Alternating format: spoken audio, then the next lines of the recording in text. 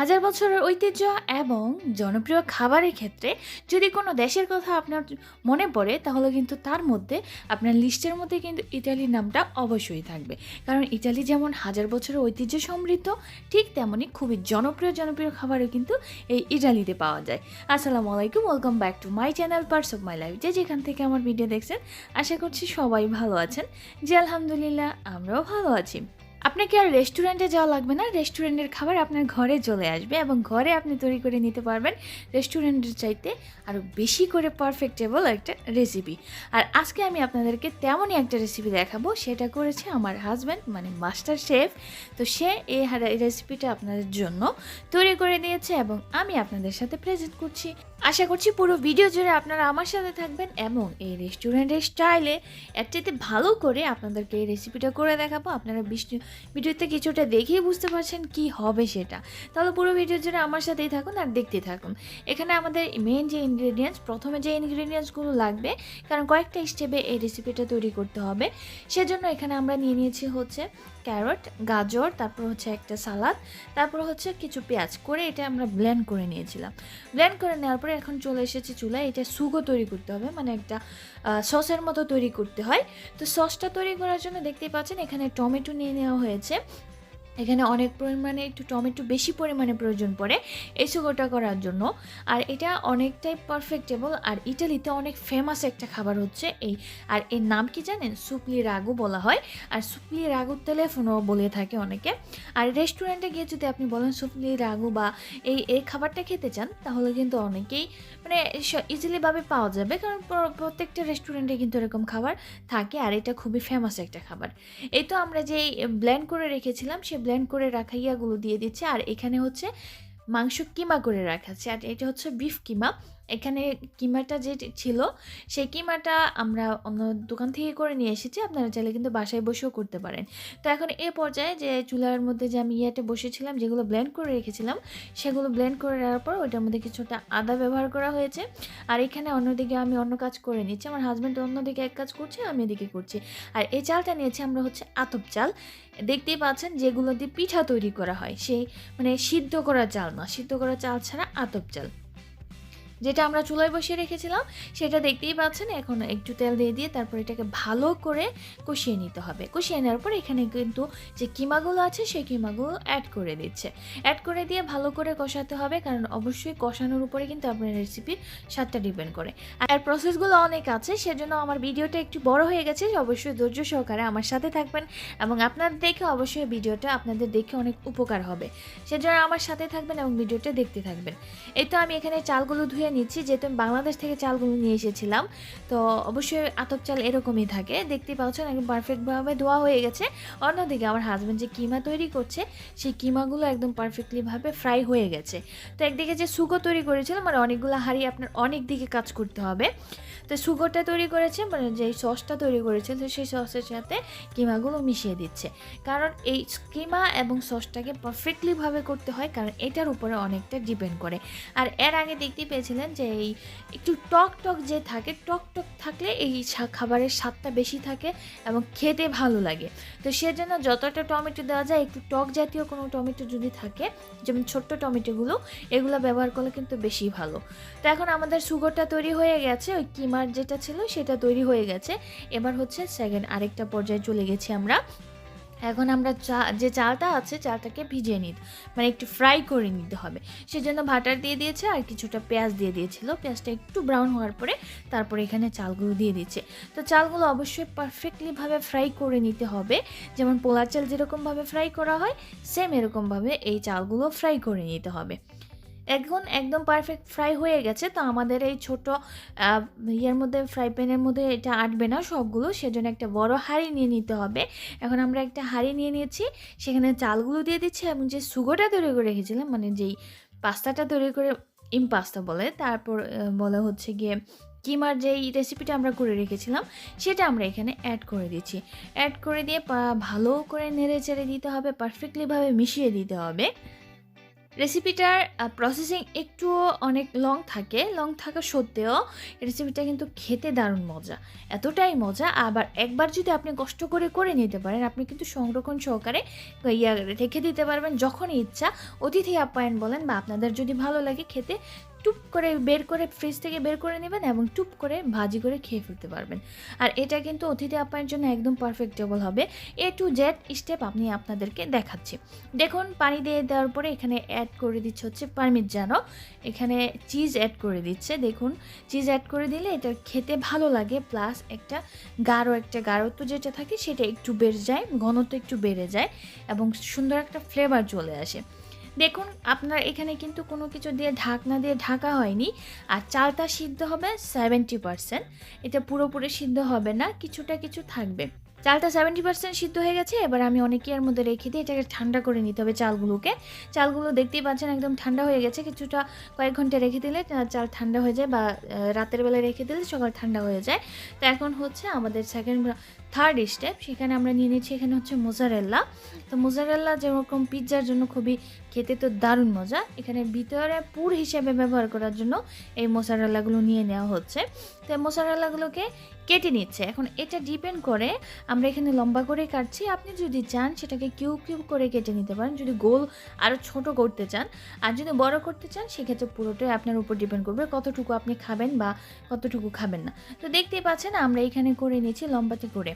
তাই তো সবগুলো একদম পারফেক্ট ঠান্ডা হয়ে গেছে। ঠান্ডা অবশ্যই কিন্তু করে নিতে হবে, ঠান্ডা করা ছাড়া কিন্তু হবে না, কারণ যেহেতু তেল থাকে, তেলের জন্য কিন্তু আপনি পরবর্তীতে এটাকে রাউন্ড মানে পারফেক্ট একটা শেপ দিতে পারবেন না।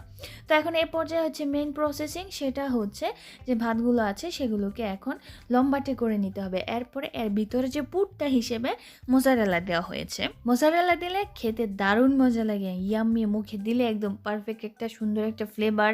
তারপরে যেমন পিৎজা খেতে যেরকম ভালো লাগে আর কি মোজারেলা সহকারে, সেম এরকম মোজারেলা দিয়ে। দেখুন, আমার হাজব্যান্ড সবগুলো বানিয়ে নিয়েছে। আমাদের যতটুকু ছিল এর মধ্যে প্রায় আমাদের 32টার মতো হয়েছিল।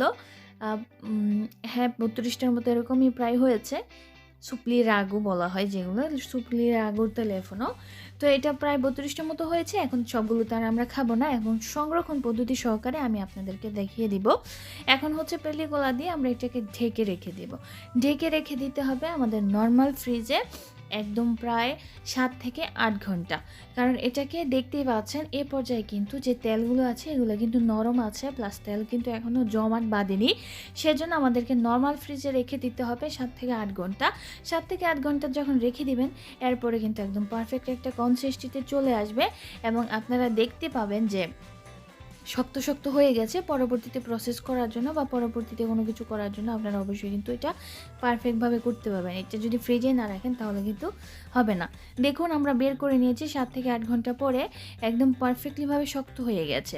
এবার হচ্ছে আমাদের ইম্পাস্তা করা। ইম্পাস্তা বলতে যেটার মধ্যে ব্যাটারটা তৈরি করবে, যেটার মধ্যে এটাকে দিয়ে ডুবিয়ে তারপর আমাদেরকে এই প্রসেসটা করতে হবে, যে যেমন আমরা কোনো ফ্রাই করতে গেলে যেভাবে করি সেম এরকমভাবে। তো এখানে দিয়ে দিচ্ছে হচ্ছে ফারিনা দি মাইস, মানে হচ্ছে কর্নফ্লাওয়ার, তারপরে দিয়েছে নর্মাল ফ্লাওয়ার, তারপরে কিছুটা লবণ অ্যাড করেছিল। এগুলো দিয়ে একটা পাস্তা তৈরি করতে হবে, একটা পেস্ট ব্যাটার মানে যেমন লিকুইড পেস্ট থাকে এরকম তৈরি করে নিতে হবে। দেখুন কীরকম, একদম গাঢ় হবে না, একদম পাতলা হবে না, একদম টপ করে পড়ে যাবে, এরকম পর্যায়ে আপনাকে এই ব্যাটারটা করে নিতে হবে। দেখুন হয়ে গেছে। এ পর্যায়ে যে পাস্তা করে রেখেছে মানে যে লিকুইডটা এটার মধ্যে দিয়ে তারপরে এখানে আমরা নিয়ে নিয়েছি ব্রেড ক্রাম। তবে ব্রেড ক্রাম আমরা 2 টাইপের ব্রেড ক্রাম এখানে ইউজ করেছি, একটা হচ্ছে একটু সফট জাতীয়, আরেকটা হচ্ছে একটু বড় জাতীয়, এরকম ব্রেড ক্রাম ইউজ করেছি, দেখতেই পাচ্ছেন। আর এখানে আমরা 3বার প্রায় ফার্স্টে আমরা করব, তারপর ব্রেড ক্রামে দিব, তারপরে আবার লিকুইডের মধ্যে রাখবো, সেখান থেকে আবার তুলে আবার ব্রেড ক্রাম দিয়ে তারপর পারফেক্টভাবে হাতে করে তারপরে করে নিতে হবে। যদি এভাবে আপনারা করেন একদম খেতে মুচমুচে হয়, দারুণ মজা লাগে। পুরো প্রসেসটা কিন্তু আমার হাজব্যান্ড করেছে, আমি দাঁড়িয়েছিলাম এবং আমি ক্যামেরাম্যান ছিলাম। তো তো আমি সব কিছু দেখেছি, আমিও শিখে নিয়েছি কিভাবে করে। যদি নেক্সট টাইম কখনো আমি দেশে যাই, আমার দেশের সবাইকে আমি এরকমভাবে করে দিব, কারণ রেসিপিটা এতটাই মজা যে আপনি যদি একবার খান আপনার বারবার খেতে ইচ্ছে করবে। আর ইটালিয়ানটা অনেক পছন্দ করে। আমার প্রতিবেশী ছিল, আমার প্রতিবেশীকে আমরা দিয়েছি, এতটাই পছন্দ করেছে বলে যে রেস্টুরেন্ট ফেল, মানে রেস্টুরেন্টটা যেরকম পারফেক্টভাবে করে তার চেয়ে অনেক ভালো করে বাসায় তৈরি করতে পেরেছে। তো দেখুন, এই তো আমরা করে নিয়েছি, ব্রেড ক্রাম দিয়ে সব কিছু একদম পারফেক্টভাবে পানারে করে নেওয়া হয়েছে। দেখুন এখন আরও যে বাকিগুলো আছে আমাদের সবগুলো করে নিতে হবে।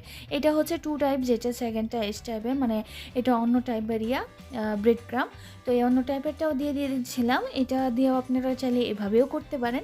আমরা এভাবেও করেছি, ওইভাবেও করেছি, দুভাবেই করেছি, যেটা ভালো লাগে ওইভাবেই করবো আর কি। এগুলোকে সংরক্ষণ করে আপনারা রাখতে পারবেন একটা বক্সের মধ্যে। অবশ্যই এয়ারটাইট কন্টেনার হতে হবে বা যে কোনো বক্স হতে হবে প্লাস্টিকের। তো বক্সগুলোতে ভরে রেখে দিয়ে আবার যাতে একদম চাপ দিয়ে করবেন না, ভরবেন না, হালকা হালকা প্রেস করে ভরবেন যাতে করে অল্প স্পেস থাকে। তো এগুলো আমরা এখন ফ্রাই করে নিব। আর যে বাকিগুলো আমাদের আছে এগুলো আমরা ডিপ ফ্রিজে রেখে দিব। ডিপ ফ্রিজে রেখে দিলে কি হয়, আপনি ডিপ ফ্রিজে রেখে দেওয়ার পরে অনেক দিন, আপনি যদি চান 2 মাস 3 মাস সংরক্ষণ করে রাখতে পারেন। এটা আমরা রেখে দিচ্ছি, যখন আপনাদের খাবারের টাইম হবে, মানে খেতে যাবেন, এর 3 ঘন্টা আগে, একদম ইমার্জেন্সি যদি থাকে 3 ঘন্টা আগে নামিয়ে নেবেন। আর যদি বলেন যে না একটু রিল্যাক্সে খাবেন, তাহলে অবশ্যই আপনারা কিছুটা টাইম রেখে দিয়ে, মানে 8 ঘন্টা আগে নর্মালি রেখে দিবেন। এতে করে আপনারা যখন ইচ্ছে তখন কিন্তু এই ইয়াগুলো ভেজে নিয়ে করে নিতে পারেন। বা আপনাদের যদি মনে করেন যে আত্মীয় স্বজন বাসায় আসবে, তখনও কিন্তু আপনারা এগুলো ভেজে নিতে পারেন, এবং খেতে এতটাই মজা, আত্মীয় স্বজনরা আপনাদের প্রশংসা অবশ্যই করবে। তো এই তো এখন আমরা নিয়ে নিচ্ছি এবং ফ্রাই করে নিচ্ছি। ডুবো তেলেও ফ্রাই করা যায়, আপনারা চাইলে একটু কম তেলেও ফ্রাই করতে পারেন, তবে ডুবো তেলে ফ্রাই করা পারফেক্টেবল। আর হচ্ছে গিয়ে টেম্পারেচারটা কেমন থাকে সেটাও দেখা খুবই ইম্পর্টেন্ট। খুবই অল্প আছে, হালকা হালকা করে, অল্প অল্প করেই কিন্তু এগুলোকে ফ্রাই করে নিতে হয়। আপনাদেরকে পুরো প্রসেসটা দেখাচ্ছি, সেজন্য কিন্তু আমার ভিডিওটা বড় হয়ে যাচ্ছে। আসলে কোনো ভালো জিনিস যদি পেতে যান, তাহলে কিন্তু অবশ্যই আপনাদেরকে ধৈর্য সহকারে কোনো কিছু কাজ করতে হয় বা দেখতে হয়। দেখুন, এই তো পারফেক্টলিভাবে এখন ফ্রাই করা হয়ে গেছে। কি কালারটা যে এসেছে, ওয়াও, একদম দারুণ কালার এসেছে। একদম এতটাই সুইট একটা কালার ছিল, খেতে তো দারুণ মজা, তারপর প্লাস কালারটাও খুবই সুন্দর। তো আমাদেরটা অনেকগুলো ফ্রাই হয়ে গেছে। এর উপরে যে তেলটা আছে, তেলের উপরে রেখে দিয়েছি যাতে এটা গরম থাকে। অবশ্যই গরম অবস্থায় খেতে হবে, কারণ গরম অবস্থায় যদি না খান তাহলে কিন্তু এই সুপলি রাগু খেতে ভালো লাগে না। যারা আপনারা ইটালিতে আছেন আপনারা তো অবশ্যই খেয়েছেন, এর স্বাদ কীরকম সেটা অবশ্যই আপনারা জানেন। যারা ইটালিতে নেই, ইটালির বাইরে আছেন, তারা যদি চান অবশ্যই কিন্তু এই রেসিপিটা দেখে ফলো করে আপনারা করতে পারেন। আর এটা খুবই পারফেক্টেবল এবং স্বাস্থ্যসম্মত খাবার, এখানে কোনো কিছু নাই। এইসব খাবার খেয়ে কিন্তু ইটালিয়ানরা 90 বছর পর্যন্ত, 90 বলেন 100 বছর পর্যন্ত কিন্তু বেঁচে থাকে, কারণ তারা সব কিছু পারফেক্টেবল খায় এবং খুবই উপকারী খাবার খায়, সেজন্য তাদের গড়াই অনেকটাই থাকে। অবশ্য পুরোটা আল্লাহর উপর ডিপেন্ড করে। তারপরেও কিন্তু অনেকেই কিন্তু অনেক খাবার দাবারের ক্ষেত্রে অনেক নিজেকে ফিট রাখার তারা খুবই সচেতন। আমি তো খেয়েছি, আমার তো দারুণ মজা লেগেছে। আপনাদের কাছে কেমন লাগে অবশ্যই কমেন্ট সেকশনে জানাবেন এবং ট্রাই অবশ্যই করবেন। আমি এখন আমার প্রতিবেশীকে দিয়ে দিচ্ছি।